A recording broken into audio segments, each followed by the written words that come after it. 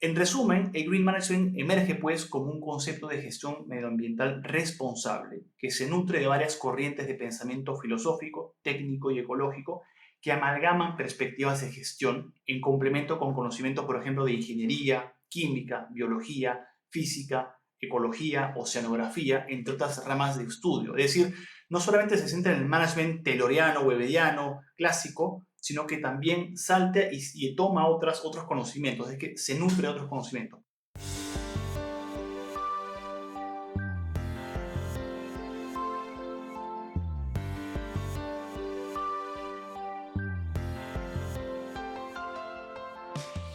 Bienvenidos a Podcast and Business.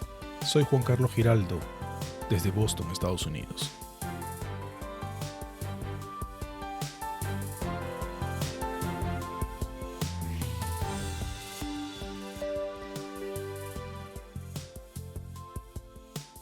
¿Cómo irán los avances del Green Management en la región de Latinoamérica? Ya sea en cuanto a empresas, CEOs, ¿será cortoplacista la región o será una región que piensa a largo plazo? ¿Cómo verá la región el tema de ESG, Environmental, Social and Governance? De estos temas converso con Sándor Lucas de Pereni, profesional con experiencia internacional en diversos contextos sociales y económicos. Sándor es profesor e investigador de SAN, Escuela de Administración de Negocios para Graduados en el Perú. Es además impulsor del Green Management en la región de Latinoamérica.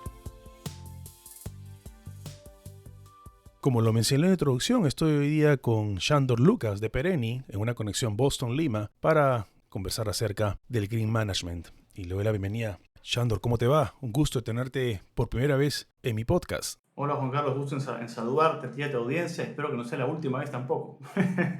Claro, no va a ser la última vez, mi querido amigo.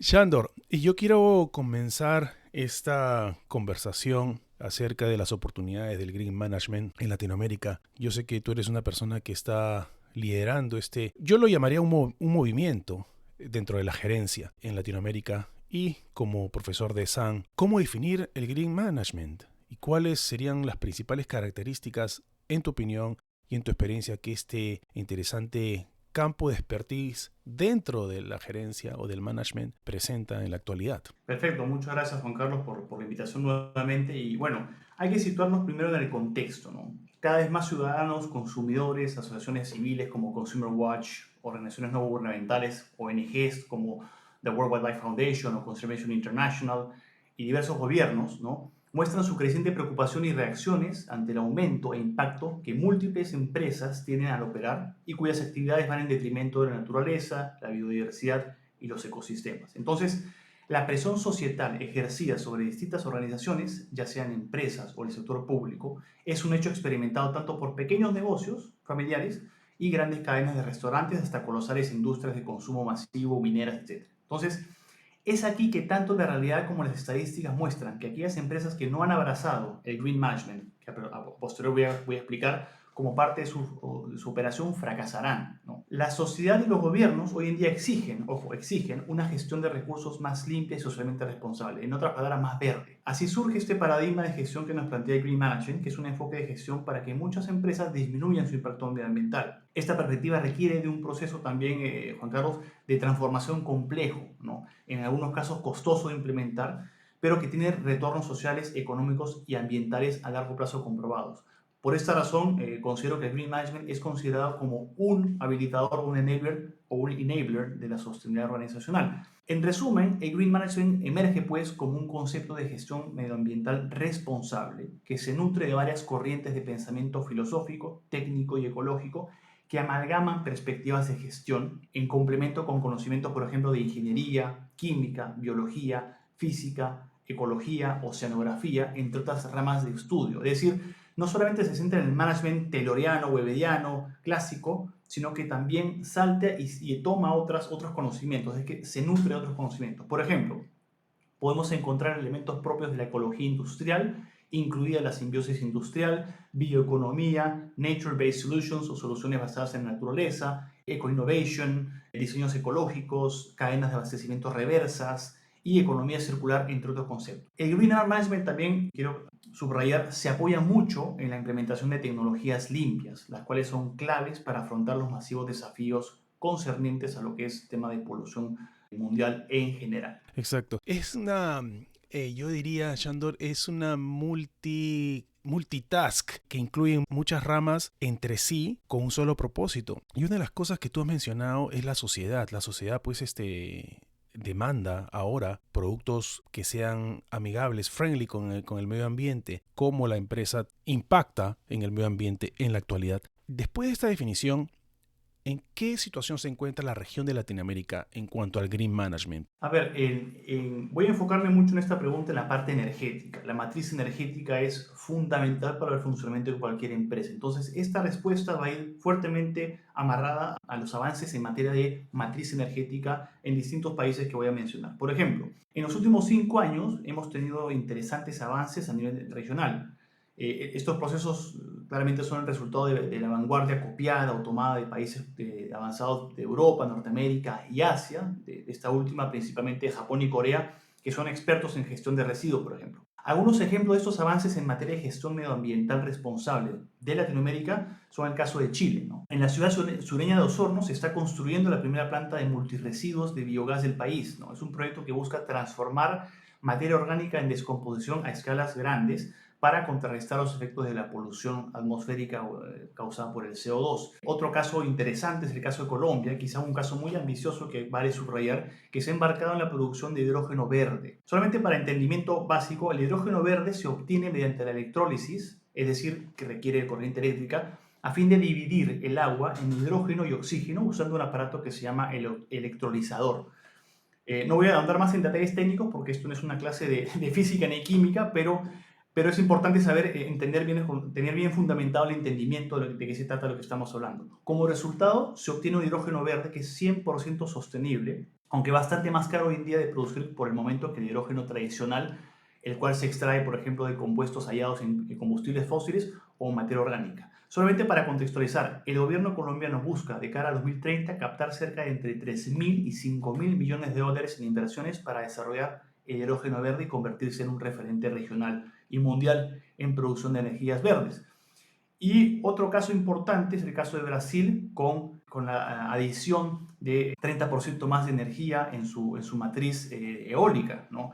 El país hoy en día cuenta con 11% de su energía proveniente de lo que es energía eólica, sobre todo en el norte del país. Un otro ejemplo que me gustaría traer a la mesa es un ejemplo brillante que es el mexicano Scott Munguía, que ha descubierto hacer bioplásticos a partir de las semillas de palta o aguacate que se desechan, ¿no? Él dice que en México se botan alrededor de 300.000 toneladas de semillas de palta o aguacate y esta cantidad sería suficiente para abastecer el 20% de la demanda mundial de bioplásticos. Entonces, son algunos ejemplos, hay muchísimos más, pero por efectos de tiempo y ser más concreto, quería dar esos tres que son muy potentes: México, Brasil, Chile y Colombia. Interesante. Sobre todo que le están dando un buen uso a los recursos y en algunos casos, como tú mencionas, utilizando de manera adecuada el tema de la circularidad, lo cual es muy interesante para reducir obviamente el impacto de la huella de carbono. ¿Cuáles son los retos más interesantes que enfrenta la región en cuanto a Green Management, Shandor? Bueno, para basarme en esta respuesta, estoy utilizando el Environmental Performance Index, el EPI de Yale.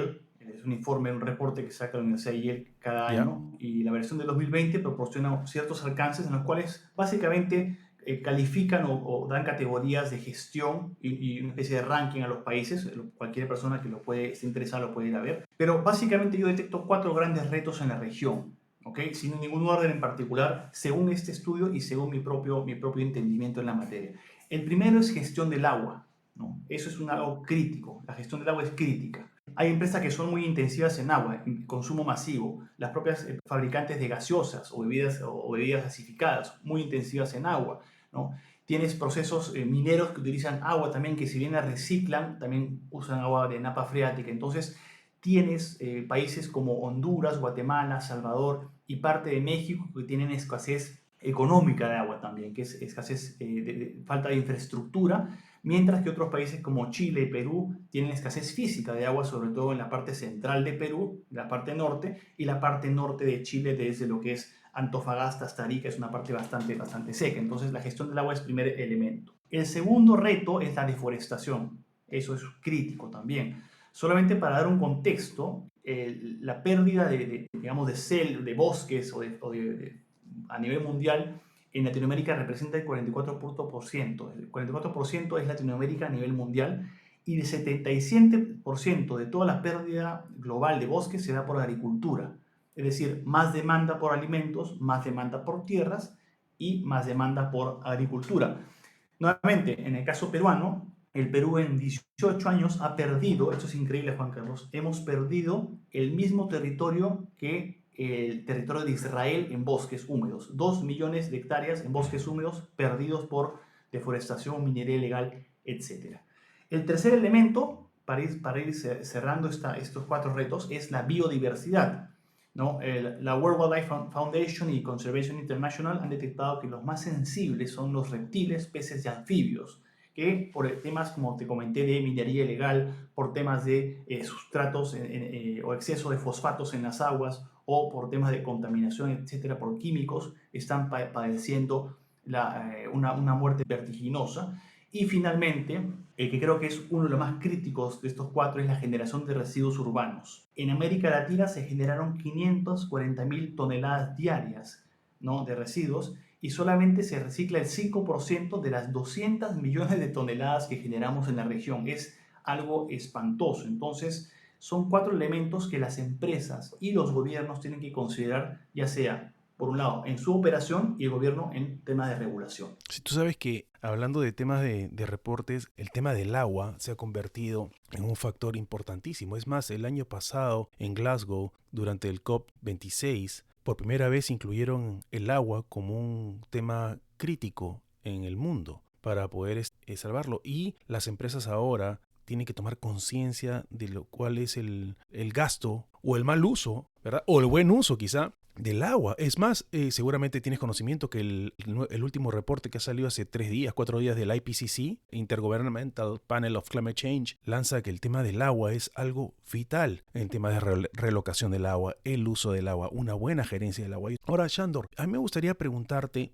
una de las cosas, yo vengo leyendo, viendo, entrevistando, siguiendo a los CEOs de las empresas, CEOs de Nestlé, de Unilever, de Pricewaterhouse, de la Shell, ¿verdad? Que es una empresa que está con toda la gente viendo el tema de cómo progresan en el tema sustentable. Todos los CEO están saliendo a hablar, viendo los alcances, demostrando qué haciendo y qué no haciendo y qué van a mejorar. ¿Cómo está el rol del CEO en la implementación, de la estrategia del Green Management? Y si lo relacionamos con el ESG, con el Environment, Social and Governance, en las corporaciones de Latinoamérica, en tu opinión. De acuerdo. Mira, el CEO, para empezar, es quien encarna el propósito organizacional. Es la persona que representa a la empresa. Es como el presidente que encarna a la nación, el CEO representa a la empresa. Entonces, una organización y su desempeño son el resultado de una serie de decisiones que están sujetas, en última instancia, a la valoración y aprobación del CEO. En consecuencia, una empresa con un pobre desempeño, por ejemplo, medioambiental, con implicancias sociales y ambientales negativas,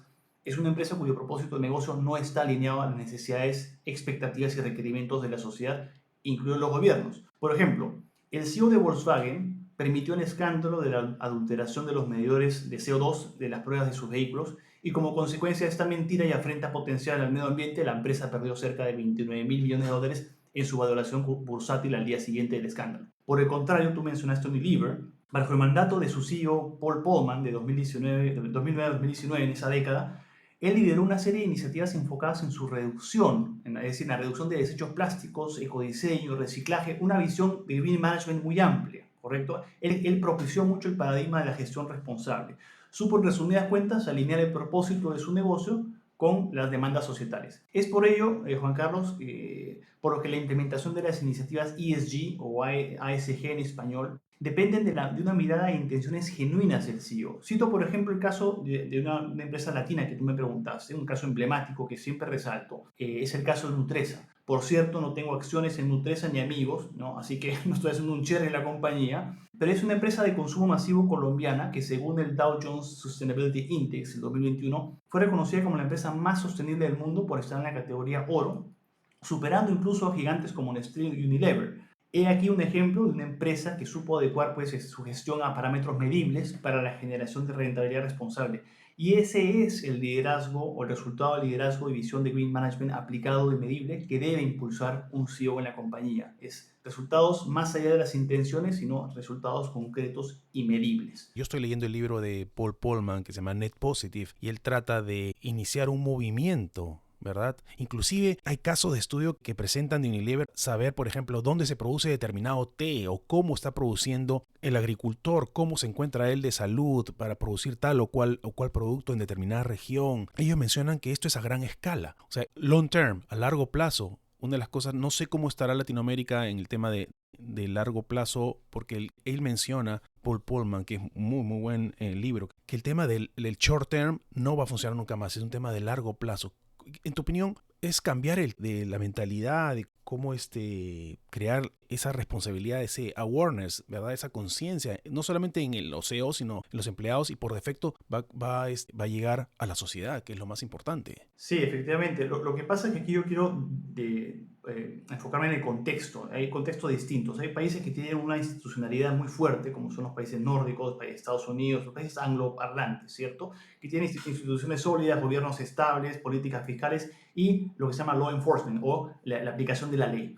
Y tienes países como Latinoamérica en el cual hay inestabilidad, hay políticos, hay mesiánicos que aparecen cada 5 años y destruyen las economías. Entonces, en ese contexto, los CEOs de cada país lamentablemente no pueden tener una visión de largo plazo. No estoy justificando, sino que estoy sustentando. Entonces, tienen que capitalizar para dar retornos rápidos a sus shareholders o accionistas. Y por ello no hay una apuesta a largo plazo porque las políticas, digamos, de sostenibilidad o medioambientales cambian cuando cambia de gobernante. Hablo de casos como Perú, casos como Chile, como Colombia, en menor instancia otros países, pero esa es un poco la realidad que tenemos en Latinoamérica. Es bastante más complejo desarrollar planes de sostenibilidad en nuestros países, considerando pues la volatilidad del electorado y la ineficiencia de ciertos gobiernos o cuyas agendas no necesariamente se alinean a los intereses públicos. Exacto, ese es un punto muy interesante que acabas de rescatar. Entonces hay que preparar estrategias que se adecúen